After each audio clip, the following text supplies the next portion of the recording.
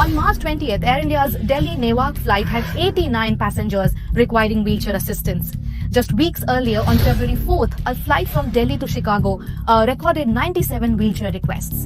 Then on February 19th, Delhi-Chicago flight had 99 wheelchair bookings. That's almost 30% of passengers in the plane requiring wheelchairs. Every few months, a video pops up online showing a crowd of passengers at an airport, all seemingly disabled. But then, like a miracle, as soon as the plane lands, they rise up from their wheelchairs and sprint toward the exit. Congratulations, everyone. We just witnessed the world's biggest mass healing, sponsored by an Indian flight. Sounds harsh? Maybe. But that's exactly what's been happening. And it's become one of the strangest, most embarrassing travel trends linked to Indian passengers around the world. People pretending to need wheelchairs just to board first, skip lines, or get special treatment, and then walking away perfectly fine the moment the plane stops moving. Airlines have been complaining about it for years, and staff say it's getting worse. Now, before the usual "not all Indians" comments start flooding in, of course, not everyone does this. But enough people are doing it that it's making headlines globally, and worse, it's fueling a growing frustration against Indian travelers as a group. We see growing anti-Indian sentiments across the world, especially in the West, because of things like this. So let's break down what's actually going on here. At most airports, passengers who genuinely need wheelchairs, elderly people, those with medical conditions, people with disabilities, can request free assistance. It's a basic, decent service meant to help those who can't walk long distances, not those who won't.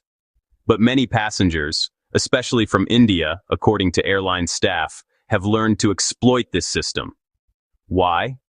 Because if you request wheelchair assistance, you get to skip queues, board first, and get personal help from ground staff. In other words, you get treated like a VIP. And apparently, that little bit of special treatment is just too tempting to resist for some people. Air India's ground staff have complained that they're swamped with fake wheelchair requests, especially on long-haul flights. At one point, reports claimed that on certain flights from India to the US or UK, over 30% of passengers requested wheelchairs at departure. But mysteriously, almost none needed them upon landing. When asked why, some just said they were tired. Others straight up laughed and walked away. It's not just rude, it's cruel. Because while these people are faking it for convenience, someone who genuinely needs help might have to wait longer or get left behind. Elderly and disabled travelers have reported being delayed or even missing connections because wheelchairs were all being used by perfectly healthy passengers. Think about that. You're a 75-year-old woman with arthritis trying to reach your gate, and you're stuck waiting because a 30-year-old Indian man with a big belly who just doesn't feel like walking decided his comfort matters more than your mobility. It's selfishness dressed up as smugness. And this isn't an isolated thing. There's a pattern, a wider culture of bending rules, cutting corners, and thinking that if you can get away with it, then it's smart. Not wrong. That mindset shows up in so many other ways, from fake degrees and visa fraud to exam cheating and call center scams.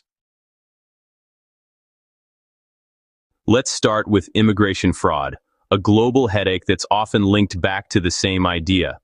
Just find a shortcut. Every year, thousands of Indian nationals are caught using fake documents to apply for visas in countries like Canada, the UK, and Australia. Some forge bank statements or work certificates. Others pretend to be students when they're really planning to work illegally.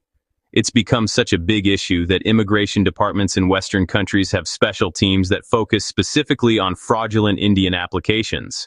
There have even been cases where entire consultancy agencies in India exist solely to help people fake their way through visa interviews, teaching them what to say, fabricating documents, even photoshopping family pictures to make their story look believable. Imagine how much effort that takes, and then think how much progress that same energy could make if it was used legitimately.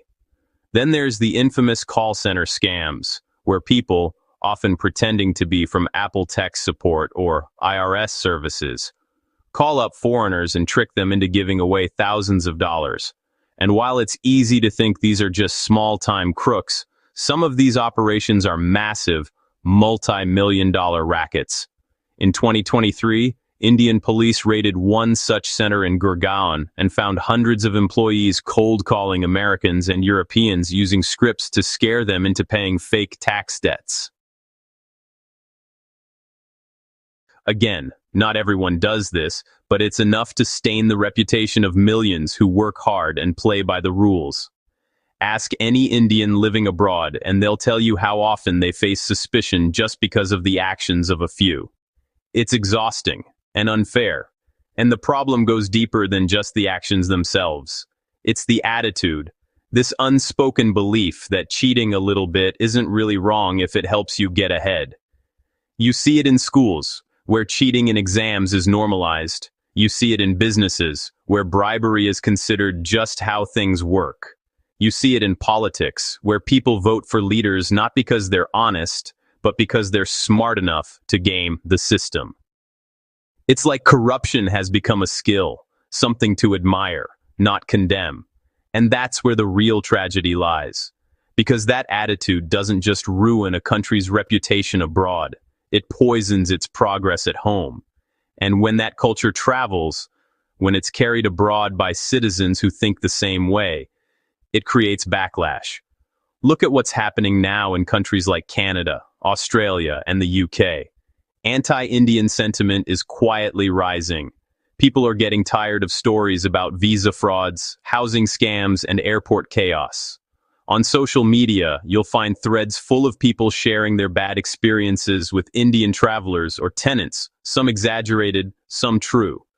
And while we can argue that this is racism or bias, it's also partly the consequence of too many bad apples spoiling the bunch. The wheelchair issue is the perfect symbol of this bigger problem. It's small, selfish, and seemingly harmless, but it says so much about the mindset behind it. It's not about being poor or desperate. Most of the people doing this are middle class, even wealthy. It's about entitlement, the feeling that rules are optional, and empathy is someone else's problem. And the worst part? Airlines are now so used to it that they've started factoring it into their operations. Some staff even jokingly call it the Indian miracle when dozens of passengers suddenly walk off unaided after a flight. That's not funny. It's humiliating. It's a national embarrassment. And yes, this isn't just an Indian problem. People everywhere try to cheat systems. Americans fake disabilities for parking spots. Europeans dodge taxes. But the difference is scale and perception. When the same behavior keeps showing up in the same community again and again, it becomes a stereotype. And once that happens, it's nearly impossible to shake off. And worst of all, Indians usually do it while abroad, painting themselves in a bad light all across the globe. The real solution starts with shame, not the destructive kind, but the productive kind, the kind that makes people say, "This is not who we want to be." India is a country of 1.4 billion people, full of smart, hardworking, honest individuals. But when the world keeps seeing viral clips of people faking wheelchairs, scamming foreigners, or cheating their way through borders, that good image gets buried under the noise. There has to be accountability, both social and cultural. Airlines should start charging for wheelchair requests, unless medically certified. Governments should crack down harder on fraudulent agencies, and ordinary people should start calling this behavior out, instead of laughing it off or defending it out of misplaced nationalism. Because let's face it, you can't demand global respect while acting without it. You can't ask to be treated fairly while proudly bending the rules. And you definitely can't build a positive image while dragging down those who actually deserve help. At the end of the day, pretending to need a wheelchair isn't just a travel hack, it's a moral failure. It shows how empathy can die in the face of convenience. It shows how a few can ruin the dignity of many. And it shows why, sometimes, the world's frustration isn't always racism. Sometimes it's just disappointment.